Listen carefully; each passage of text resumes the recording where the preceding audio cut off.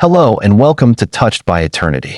Here, we bring you extraordinary and deeply moving testimonies from people who have encountered the reality of heaven and hell.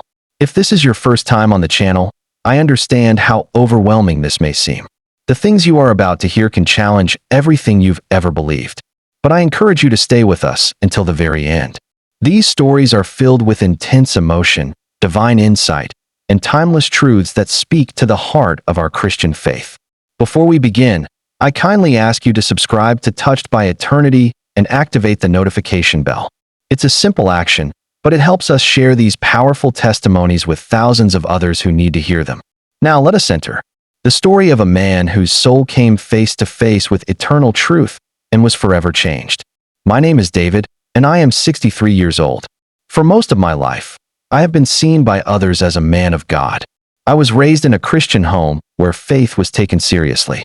My parents were strict, and we never missed a Sunday at church.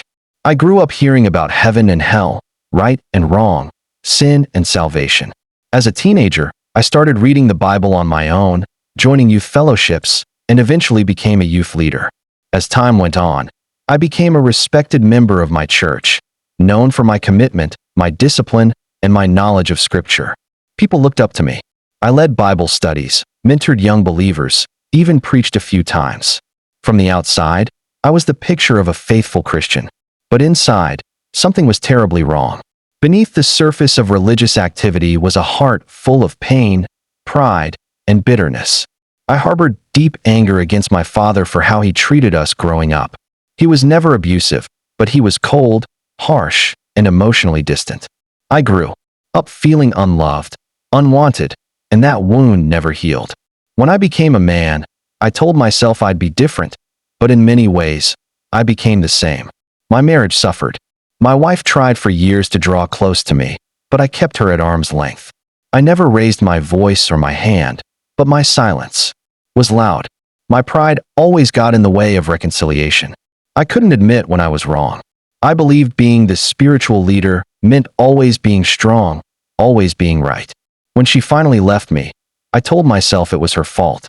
I buried myself in ministry and avoided all personal reflection. I thought, if I just keep doing the work of God, everything would be fine. I convinced myself that my service would cover up the brokenness in my soul. Then, one cold Thursday morning, everything changed. I was at home alone, reading my Bible after breakfast. I remember feeling slightly dizzy, then a sudden crushing pain in my chest. I tried to stand, but the world spun around me. I reached for my phone, but my hands wouldn't respond. My knees buckled, and I collapsed to the floor. The next moment, I was no longer in my living room.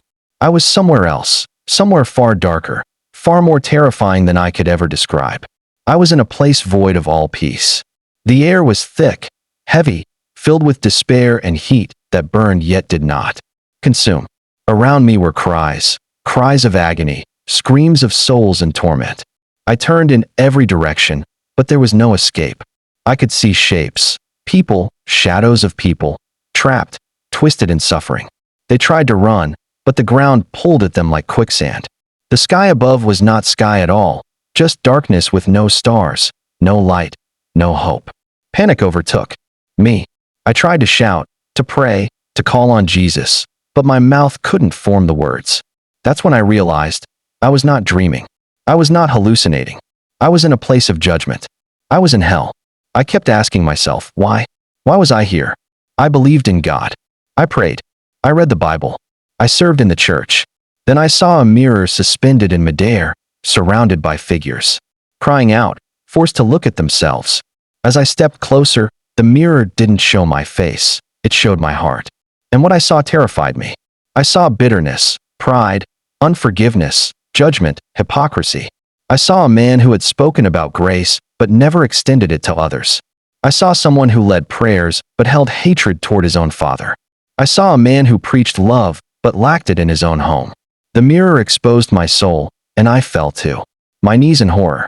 I thought I had lived righteously, but I had used religion to hide my own sin. I heard a voice, not loud, not angry, but full of sorrow. It said, "You served me with your mouth, but your heart was far from me." I broke down, trembling. I cried out, "But I was faithful. I never missed church. I gave my tithe. I led others to you. The voice responded, but did you love your brother? Did you forgive your father? Did you humble yourself before me? I had no answer. Then I saw a man in the distance who looked familiar. As I approached, I recognized him. It was a well-known pastor, someone I had admired for years.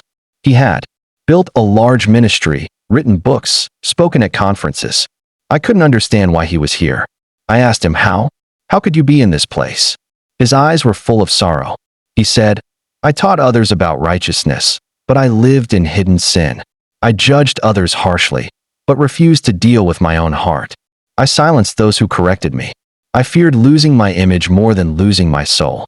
Those words hit me hard, because they were true of me as well. I remembered all the times I had refused to forgive, all the times I justified my coldness by calling it strength. I remembered how I judged other believers who struggled with sin while secretly battling my own pride and resentment.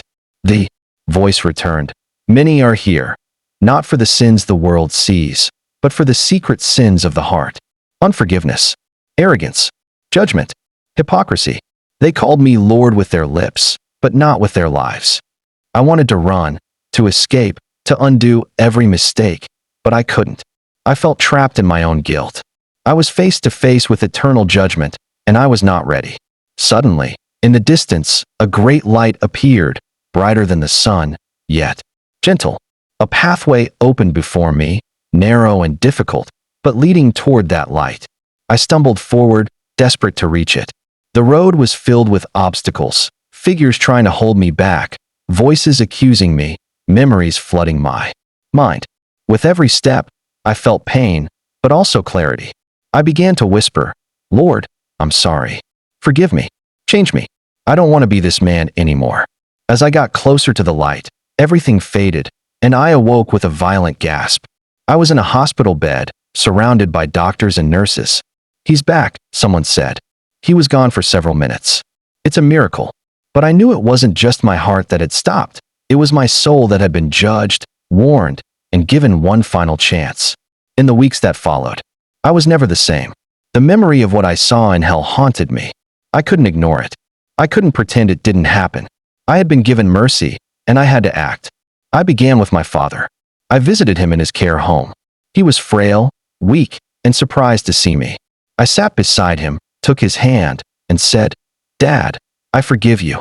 I release every wound you caused. Me, I love you. For the first time in my life, I saw him cry. We embraced, and something broke in me. Something heavy, something old. Then I wrote a letter to my ex-wife. I apologized for all the ways I had failed her. I didn't expect her to return, but I had to be free. I called people I had cut off, asked forgiveness, gave forgiveness. I confessed to my pastor and opened up about the pride that ruled my life. I started meeting with a small group not to lead, but to learn. I began to rebuild my life, not with the image of holiness, but with true humility. Today, I speak to you not as a man who has it all together, but as someone who came one breath away from eternal separation. Hell is real, and many who believe they are safe may be in danger, not because they don't know Scripture, but because they don't let Scripture change them. I want to say this clearly. Unforgiveness is a chain. Pride is a poison. Judging others while excusing yourself is spiritual blindness. I saw respected leaders in hell. I saw people who never missed a Sunday. I saw myself. God does not judge by appearance. He judges the heart.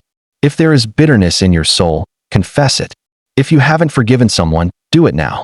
If you think you are righteous, ask God to show you your heart. Please, don't wait until it's too late. The greatest tragedy is not dying. It's dying with a heart unrepentant and a soul full of pride. Forgive your enemies. Make peace with your loved ones. Let go of what you're holding. Ask God to break your heart and make it new. That is what saved me. Not my years of service, not my knowledge, not my church attendance, but the mercy of God that gave me a glimpse of where I was headed. I pray you never have to see what I saw, but I also pray you take this seriously, because eternity is not a fantasy. It is our future, and only a heart washed in love and humility will stand before God with peace. Thank you so much for staying with us until the end. If this story has moved your heart, I invite you to share it with 2 Christian friends. By doing so, you'll not only bless them, but also help us spread these urgent messages of truth and transformation. If you haven't already, please subscribe to Touched by Eternity and activate notifications so you don't miss future testimonies like this one. We publish news stories each week, stories that awaken, inspire, and bring people back to the heart of God. Until next time, may you live with a heart of forgiveness, a spirit of humility, and a soul ready to meet your Maker. Let your life be touched by eternity.